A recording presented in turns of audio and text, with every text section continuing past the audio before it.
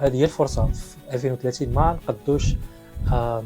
نقدوش ننظموا افتتاحية ولا تكون عندنا داك يعني السلطة بزاف، لأننا عندنا يعني ملف مشترك مع البرتغال ومع إسبانيا، فكل واحد يعطي اللمسة ديالو، وغيجي واحد الخليط غيجي زوين. مي ما عنبانوش في المغرب كمغرب يعني اون ماجيسكول.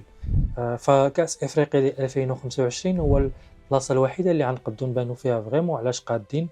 وانا كنتمنى من الاعماق ديالي، يعني عارف المغاربه يحاولوا يديروا داكشي زوين تكنيكالمون، عيبان لك مصورين بالدرون، داكشي التكنيك عيبرعوا فيه.